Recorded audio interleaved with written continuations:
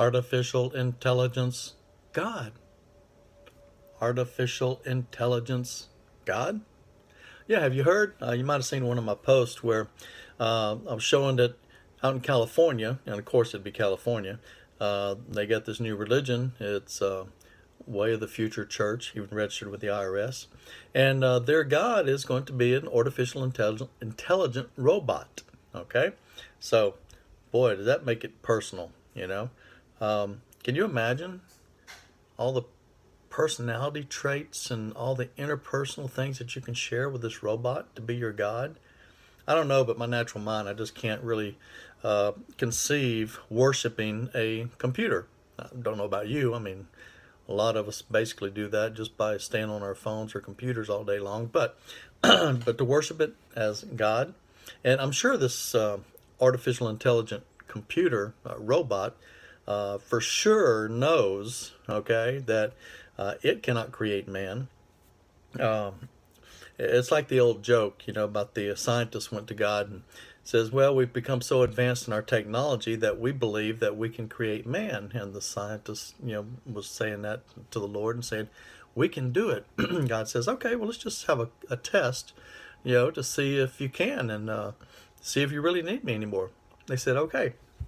He said, but God said, "But I'll do it on one condition." He says, "I'd like to do it the way I originally done it with Adam." He says, "No problem, we can do that. We'll use the dirt and the dust and start from there." He says, "Okay." So the scientist got down and he started gathering up his dirt and his dust, putting it all together. And God says, "Hold on a minute." He says, "Well, what's wrong?" He says, "Well, you said you want to create, right?" He says, "Yeah." He says, "Look," he says, "I created that dirt. You go find your own."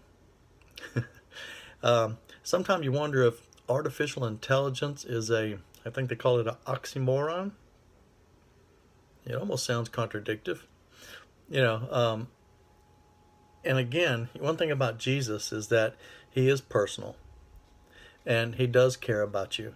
And you can talk to him the way we're talking here, and it won't come out this way or that way, you know.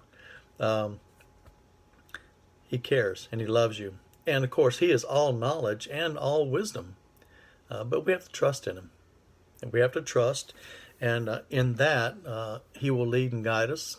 And he wants the best results in our lives for us. Not only for now, but for eternity. To have eternal salvation, to be able to, and actually we're saved now because our spirit, our soul doesn't die. Our spirit and our soul doesn't die. It's just this body is going to die. And he's already promised us a new one later because this one's corrupted. And those of us that are older, we know how corrupt our bodies are. They're falling apart sometimes, you know. Things don't work the way they used to. But think about that, you know. The Bible does talk about the image of the beast and the beast in the book of Revelations, and one given the ability to one and the power to another. And the interesting thing is that could these artificial intelligent